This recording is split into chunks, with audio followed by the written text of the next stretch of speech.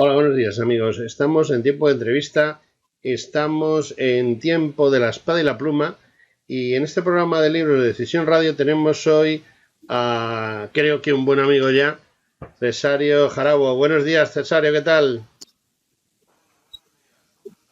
Hola, Pues buenos bueno, días, aquí ¿cómo luchando porque estamos? la cosa de la cultura da mucho trabajo y poco negocio, que diría don Miguel de Cervantes, me refiero. No, realmente es una cosa que, por lo que a mí respecta, pues llevo muchos años escribiendo, tengo unos cuantos libros escritos y ahora es cuando tocan las campanas y bueno, aquí estamos Bueno, por el tocan las asunto. campanas por un libro, curiosamente, que a mí personalmente me llama la atención. Estamos en una época en la que se ha puesto de moda la leyenda negra, se ha puesto de moda luchar contra la leyenda negra y de repente la mayoría de los autores, y no me estoy refiriendo a Cesario, que es un hombre que se lo ha tomado en serio y va por ese camino, hay muchos autores de estos que de repente han descubierto que hay interés y entonces el mercado se ha inundado de libros respecto al imperio español en América. Pero lo difícil es encontrar un libro serio. Y para encontrar un libro serio, pues te tienes que ir a editoriales serias, como es el caso de nuestro querido amigo Cesario. ¿Que te has ido a qué editorial? Ah, Almuzara. A Es que no lo Almuzara, puedo decir yo porque Secocia, dicen vamos. que me paso la vida haciendo publicidad de Almuzara. Y no es publicidad, es algo tan sencillo como que creo que el dueño de Almuzara, básicamente, es un hombre interesado por la historia y entonces pues procura sacar libros que se correspondan con esa calidad que él tiene en cuanto al tema de la historia. Y bueno, vamos ya a dejar de hablar de la editorial y vamos a hablar de Cesario. Cesario, ¿cómo te has metido tú en el rollo este? Porque esto es un auténtico charco cenagoso de escribir libros. Yo tengo ya una No me auténtica digas. ciénaga, porque yo estoy metido en esto. O sea, yo estoy metido en esto, en este asunto, pues llevo unos 30 años escribiendo. ¿Qué sucede? Que nunca he encontrado una editorial. Y tengo un montón de trabajos terminados. O sea, que si ahora me los ponen en fila, podrían salir. ¿Qué me dicen? 10, 10, 20, 20. Y bueno, hace falta luego ver la calidad que pueda tener cada uno de ellos, pero bueno, yo, por supuesto, yo he procurado poner mi alma en cada uno de ellos y ahora, además, siempre trato temas de historia. Yo empecé escribiendo sobre Sertorio, luego empecé escribiendo, o sea, seguí con el problema de la septimania con Bamba y seguí y tendré pues a lo mejor 40.000 folios escritos de los movimientos centrífugos que di en llamar.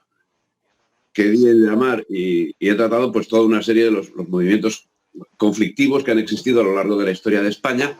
Y cuando llegué al siglo XIX, es que bueno, que ya fue... ahí ocupo la tercera parte de todo lo que tengo escrito, creo yo, porque ahí hay mucha tela que cortar, mucha tela que cortar. El 18 también, pero sobre todo el 19 es algo de escándalo. Yo a partir de 1900 no escribo nada. Lo dejo para que lo hagan mis nietos o mis bisnietos. Bueno, lo cierto es que yo te estoy entrevistando, o me he puesto en contacto contigo por un libro que realmente no es de una fecha concreta, sino de una situación concreta. Es decir, el gran problema del mundo mundial, como dicen algunos, es las envidias y sobre todo el tratar de destruir al enemigo, aunque a veces el destruir al enemigo te sirve también para destruirte a ti mismo, aunque solo sea moralmente. Y bueno, pues has escrito un libro orientado a que conozcamos, como dirían los médicos, la etiología, las causas y sobre todo el devenir de la enfermedad que llevó a la desaparición del imperio más grande que nunca ha habido, porque yo no sé, últimamente en algunas películas y sobre todo en algunos, estos chicos que salen en los telediarios que tienen faltas de ortografía hasta cuando hablan, pues dicen que el imperio más grande ha sido el británico. Y bueno, pues eso es una opinión, porque no es una realidad. El imperio más grande que ha existido sobre el globo terráqueo es el español, que hubo momentos en que 2/3 de la superficie, 2/3, de la superficie del mundo mundial, pues eran españoles. Y yo quisiera saber una cosa muy importante. ¿El imperio ya arranca a destruirse desde el mismo día en que se inicia? Pues no lo creo. No lo creo, o sea, porque el imperio se inició en un momento de expansión absoluta del espíritu, porque eso es más, se toca tema material, efectivamente, y se toca territorio, pero eso es espíritu.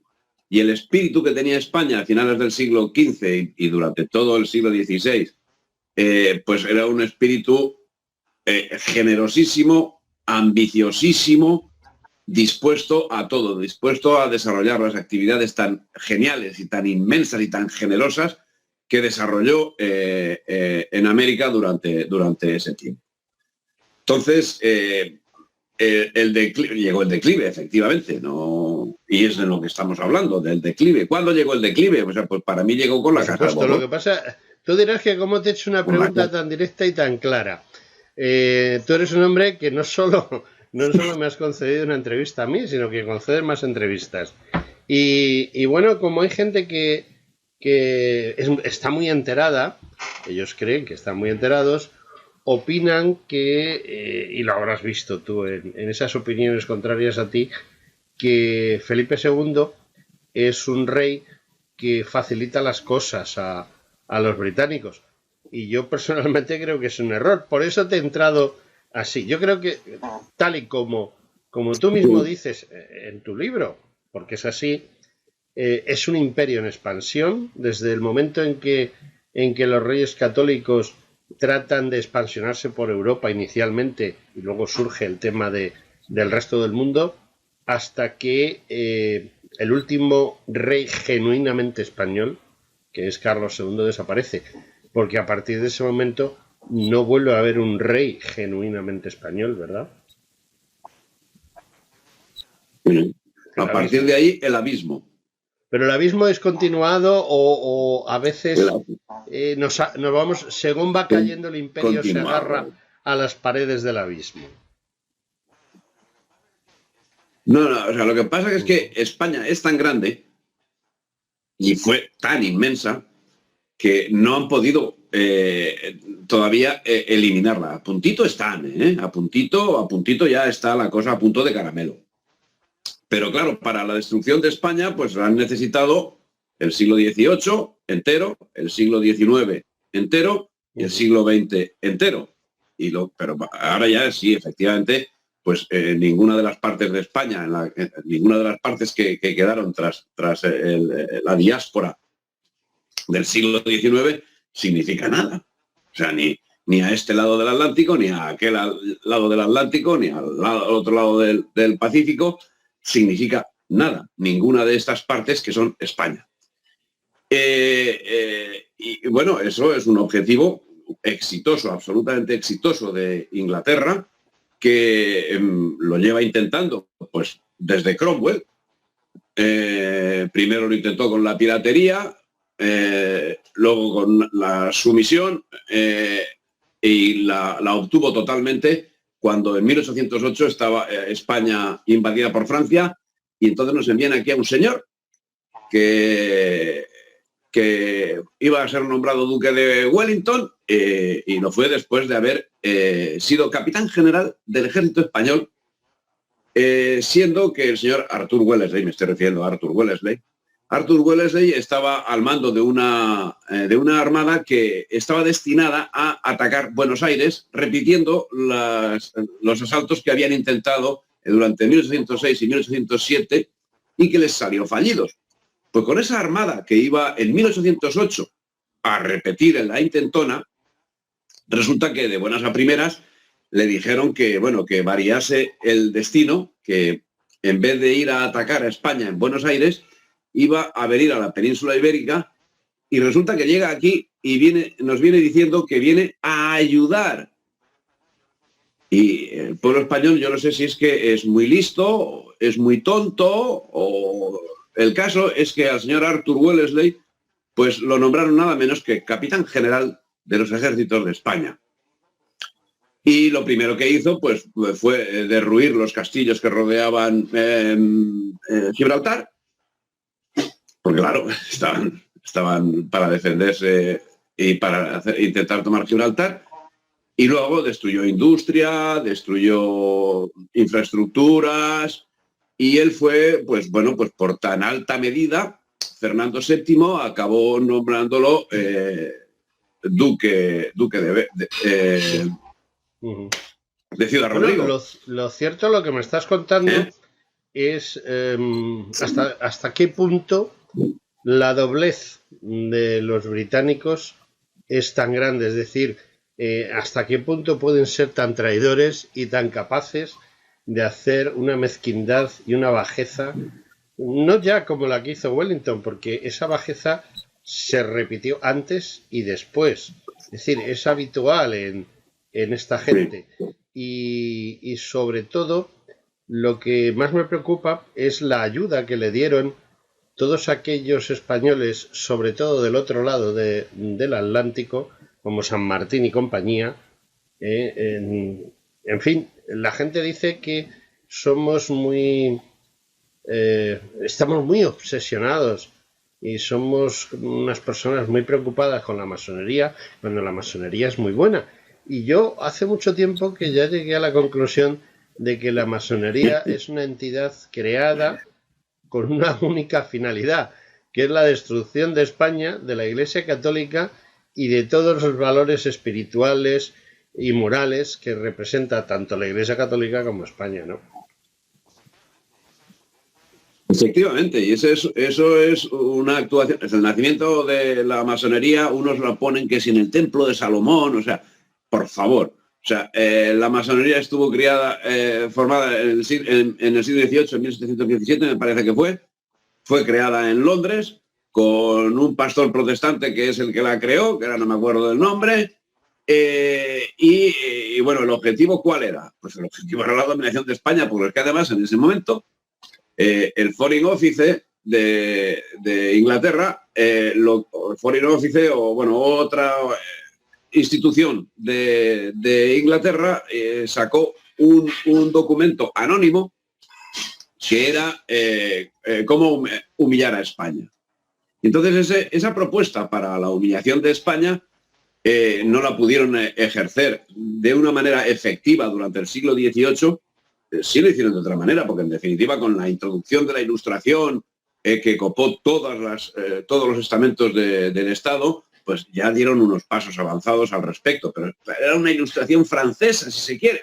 Pero bueno, por eso ese proyecto, estoy diciendo que se pospuso por unas condiciones o por otras, hasta que tuvieron la cosa clarísima. En el siglo XIX ya, con Arthur Wellesley asentado aquí como capitán, insisto, como capitán general del ejército español, con mando en plaza, y resulta que aquí lo que hizo fue llevar a efecto, ese plan. Hubo un segundo plan, que era el plan Pitt, pero que en fin venía a complementar este primero.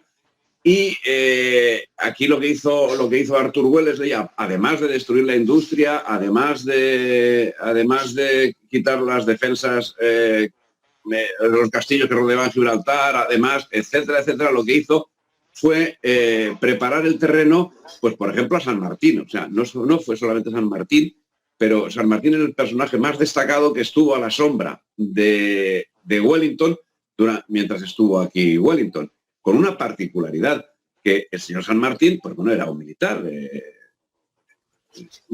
con sus estrellas, y resulta que en plena guerra, yo es que entiendo poco de militares, entiendo muy poco, creo que aquí hay alguien más que sabe más que yo.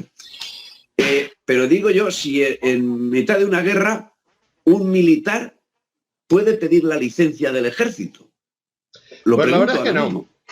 Hombre, pedirla la puede pedir. Por pedir, se puede pedir muchas cosas.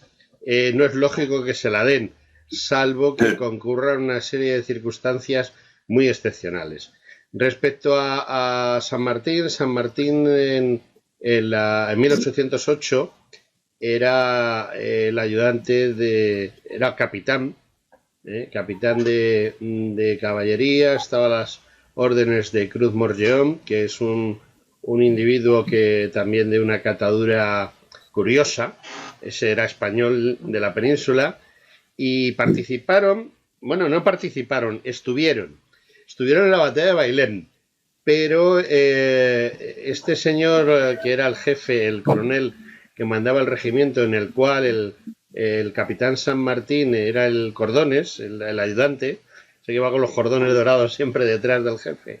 Bueno, pues ellos constituían el ala izquierda, pero fuera del campo de batalla, es decir, eran como una reserva estratégica situada fuera del campo de batalla de la batalla de Bailén. No pegaron un tiro en la batalla de Bailén, pero se apuntaron al reparto de medallas, condecoraciones, títulos y demás, y bueno, vencedores de la batalla de Bailén, habiendo a la vista una distancia media de entre 3 y 5 kilómetros del borde de lo que fue la batalla. Eso sí, unos grandes héroes que estuvieron allí. Respecto a lo que me comentas de San Martín, como todos sabemos, pertenece, o como todos debiéramos de saber, pertenecía a una logia masónica del cono sur de América, y bueno, pues él vino a España precisamente, no digamos enviado por la logia, pero casi, y aprovechó la situación de todo el crecimiento militar que instituyó Godoy para que hubiese un ejército más potente en España. Ejército que en realidad estaba al servicio de Francia, con lo cual al final, ¿con qué nos encontramos? Pues nos encontramos con unos militares que en líneas generales están situados por motivo de amistades, cariños y demás con determinados personajes como Godoy, y que están sirviendo habitualmente ya a un país extranjero, que es Francia. Con lo cual, cuando llegue a Inglaterra y el señor Wellesley, pues tampoco es tan complicado, porque pasan de servir a la masonería francesa para servir a la masonería británica, que todo el mundo piensa que es inglesa. Hay una masonería inglesa, pero la que parte el bacalao es la masonería del norte de las Islas Británicas, que es a la que pertenece precisamente la familia real británica, que son los maestres, digámoslo así, de esa masonería, y esa masonería ha pertenecido los reyes de España pues desde prácticamente, tú hablas de 1869, que es cuando desaparece, digámoslo así, el imperio como tal, y ya mucho antes de 1869, pues la masonería escocesa era la que mandaba en la masonería, en el Gran Oriente Español. El Gran Oriente Español era como la sucursal de la masonería escocesa, que es la que lleva todo el peso de la destrucción del Imperio Español. ¿Por qué tú fijas el 1869 como la caída del telón, el fin de? Tú en 1869 dices, a partir de este momento ya no hay las Españas, sino España.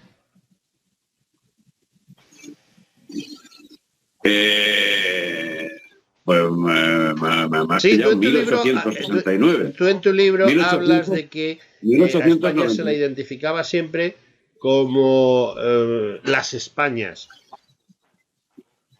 Las Españas. Bueno, no he hecho bien la pregunta. Sí, vale. Es que la Constitución, la Constitución había cambiado la condición de las Españas americanas y las había sustituido por el título de colonia. Esa era el Sí, que asunto. No cogieron lo que estabas antes diciendo. de esa fecha, lo que poco que quedaba en América o en Filipinas y demás eran considerados provincias. Y a partir de ese momento, Efectivamente, a partir de ahí colonias. lo consideraron colonias. O sea, así, Pero sí, directamente. O sea, fue una situación que no es en absoluto propia de España, sino absolutamente ajena. ¿Cómo se considera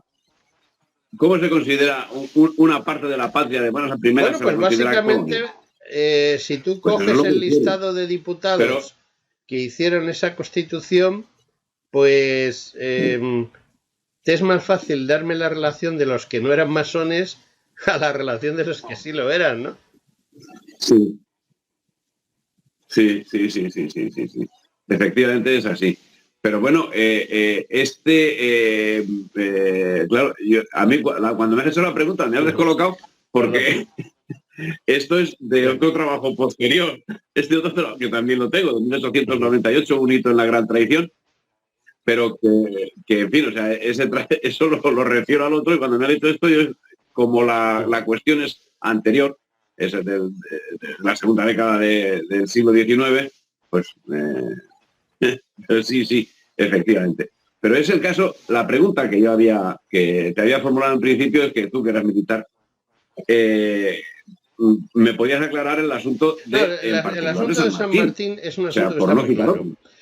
San Martín es designado por temas políticos para, digamos, llevar la Constitución de Cádiz, que es otro engendro ideado precisamente para la separación de América de la península, y es una de las personas seleccionadas para, como si dijésemos, ser apóstol de la palabra y llevar la palabra de lo que es la Constitución de Cádiz de 1812, como tú recordarás bien, a América.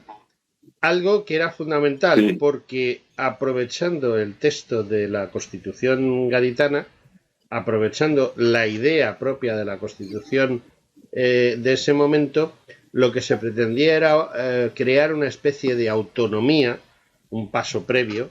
O sea, siempre que hablamos de autonomía, lo que estamos hablando es del primer escalón hacia la independencia.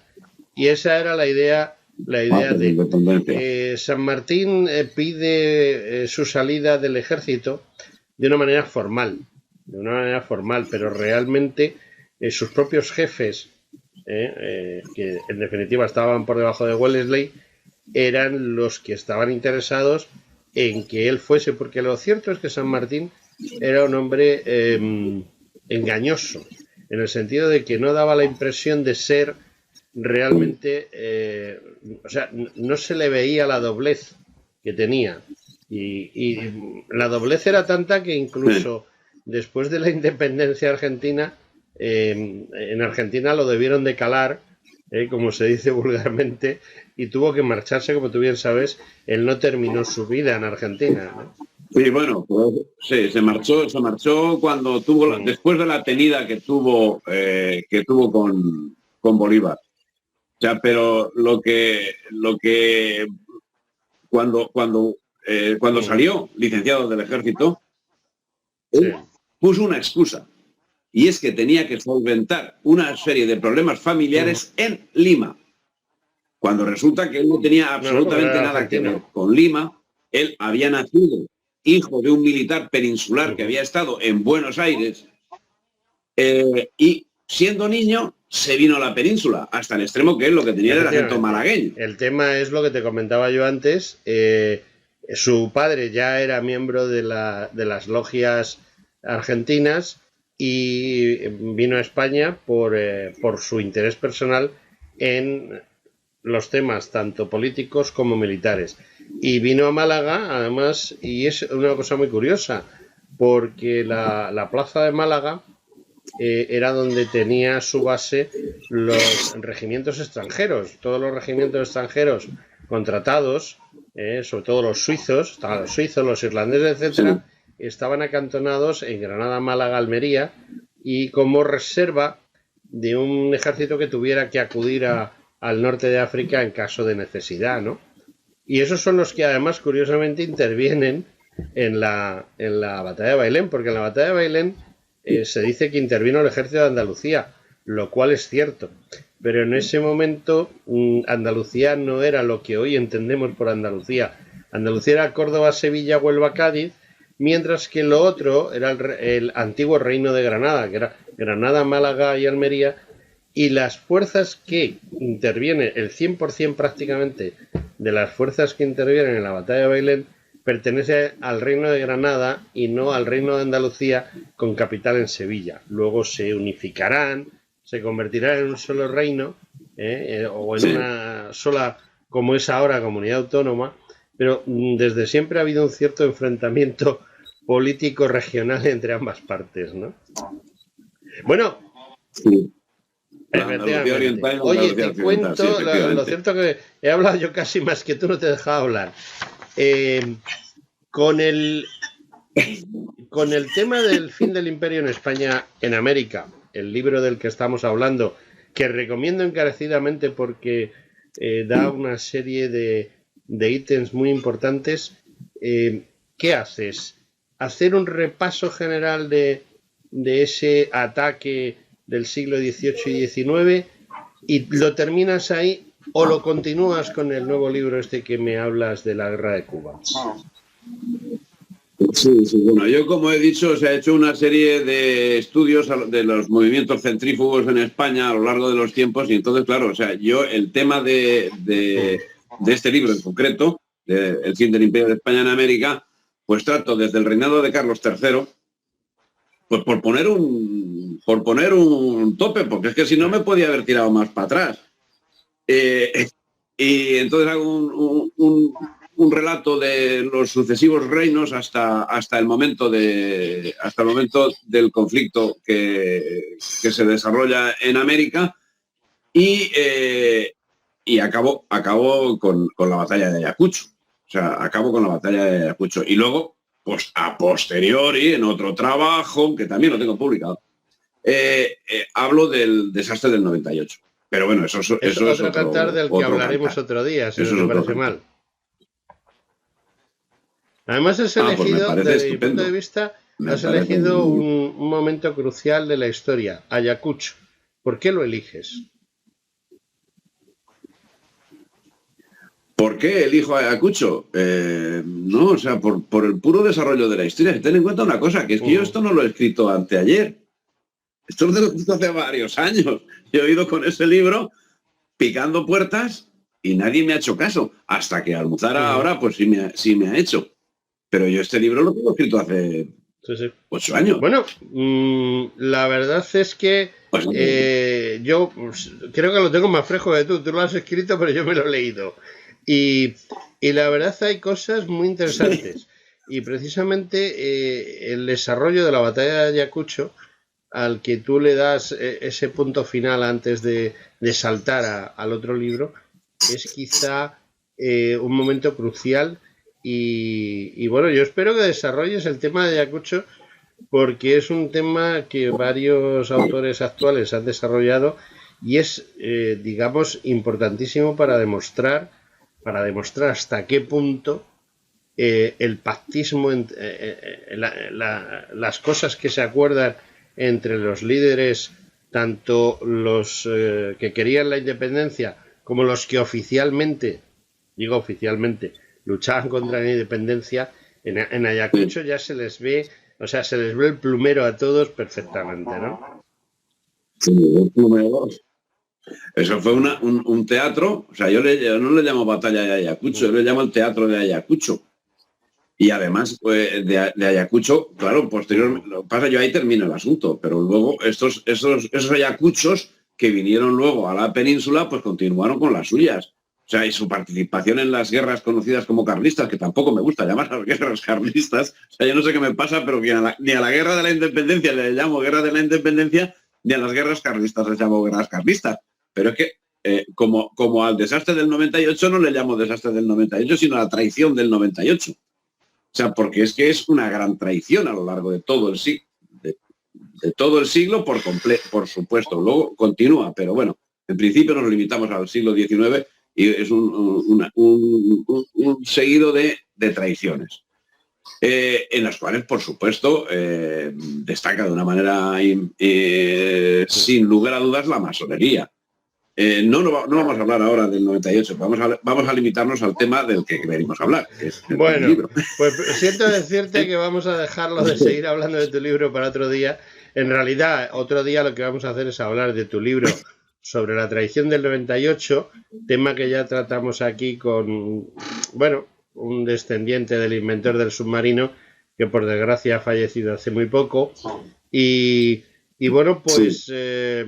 No vamos a dejar para muy lejos la próxima entrevista, de modo que no te digo adiós, sino te digo hasta dentro de muy poco y hablamos de tu libro del 98. ¿Te parece?